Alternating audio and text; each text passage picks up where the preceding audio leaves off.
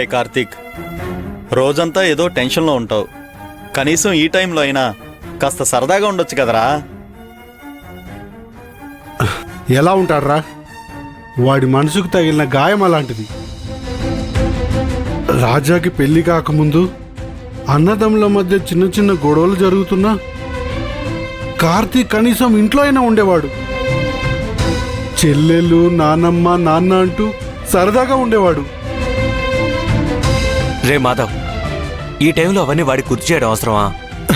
నేను మర్చిపోతే కదరా వాడు గుర్తు చేస్తున్నాడు అని అనుకోవడానికి. ఆ ఇంట్లో నాకు తగిలిన గాయం నేను ఎప్పటికీ మర్చిపోలేను. మా వదిన కోడలుగా ఇంట్లో అడుగుపెట్టినప్పుడు మా అన్నయ్య టార్చర్ నుంచి మాకు రిలీఫ్ దొరుకుతుంది, ఏం జరిగినా మా వదిన చూసుకుంటుంది అని ఎంతో హ్యాపీగా ఫీల్ అయ్యాం. కానీ తన జీవితానికి అడ్డు తగులుతుందని నేను కొంచెం కూడా ఊహించలేదురా. కార్తీక్, ఎమోషనల్ అవుకు, కూల్. అరే నేనేం పాపం చేశానురా? మా అన్నయ్య ఉద్యోగం కోసం నాన్న నా కోసం ఉంచిన డబ్బులు కూడా వాడికే ఇచ్చేసి నేనొక మెకానిక్ షాప్లో పనిచేశానురా. ఏదో వాడి తెలివితేటలకి ఉద్యోగం సంపాదించినట్టు తెగ ఫీల్ అయిపోతూ నన్నొక పనికి మాలిన ఎదవలాగా చూడటం స్టార్ట్ చేశాడు. అలాంటి పరిస్థితుల్లోనే నా పని నేను చేసుకుంటూ పోయాను. అయినా ఇంటికి వెళ్ళగానే అయ్యగారు తిట్టలతోనే స్వాగతం పలికేవాడు. బాధ్యత తెలీదు, బలాదూరుగా తిరుగుతాడు అని ఎప్పుడు ఏదో ఒక గొడవ.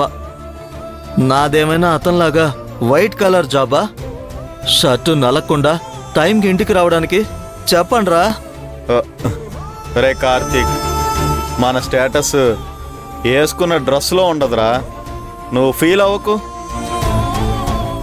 అవునరా, నువ్విప్పుడు మెకానిక్ షాప్లో పనిచేసే కూలీవి కాదు, అన్నపూర్ణ మెకానిక్ షాప్కి ఓనర్వి. అన్నపూర్ణ మెకానిక్ షాపు మా అమ్మే ఉండుంటే నా పరిస్థితి ఇలా ఉండుండేదా? ఖచ్చితంగా ఇలా ఉండేది కాదు. నా బాధ నా గురించి కాదురా. బాధ్యత లేదు, బలాదూరం తిట్టేంత తప్పు నేనేం చేశాను? పని పాట లేకుండా గాలికి తిరిగానా? లేదు కదా. ఒక్కరోజు కూడా ఆకకుండా షాపుకు వెళ్ళి స్పానర్లు పట్టుకుని బళ్ళు రిపేర్ చేసేవాడిని. నేను సంపాదించింది తీసుకెళ్ళి ఇంట్లోనే ఇచ్చేవాడిని. కానీ అయ్యగారికి సాటిస్ఫాక్షన్ లేదు. సరే, ఆ మనిషి ఎలాగో మారడు.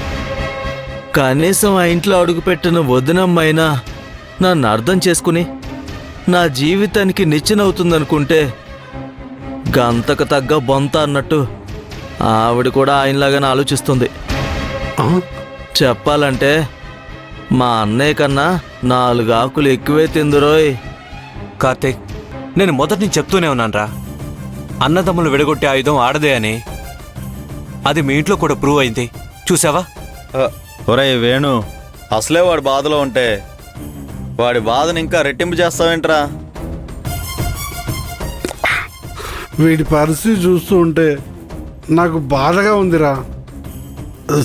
శరత్ ఇంట్లో వాళ్ళకి దూరమై బాధ చెప్పుకునే వాళ్ళ దిక్కులేక ఒంటరిగా ఫీల్ అవుతున్నాడు రా. వీడెక్కడ ఇంతలా బాధపడుతుంటే వీళ్ళ అన్నయ్య వదిన హ్యాపీగా హాలిడేస్కి వెళ్ళి ఎంజాయ్ చేస్తున్నారా?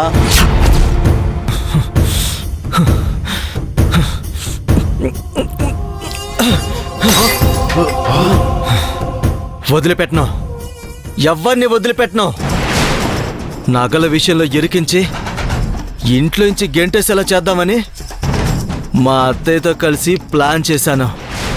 కానీ మా అన్నయ్య కోపడినట్టే కోపడి మళ్ళీ పెళ్ళం కొంగు పట్టుకుని తిరుగుతున్నాడు.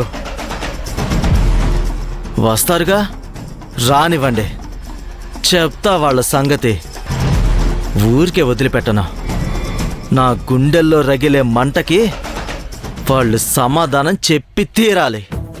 అంతే. ఒరేయ్ నీకు ఎక్కువైంది, పద వెళ్ళి తినేసి పడుకుందాం. వద్దురా, నాకేది వద్దు. రాయ్ వద్దంటే కుదరదు. రే వేణు వెళ్ళి భోజనం తీసుకురా.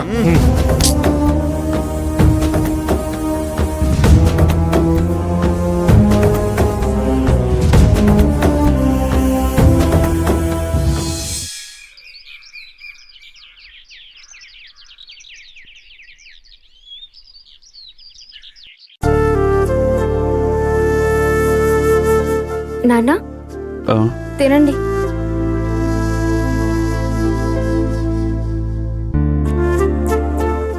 అమ్మ వందన, నాని షాపుకి బయలుదేరాడా? ఇంకా లేదు నాన్న, టిఫిన్ చేస్తున్నాడు. అలాగా.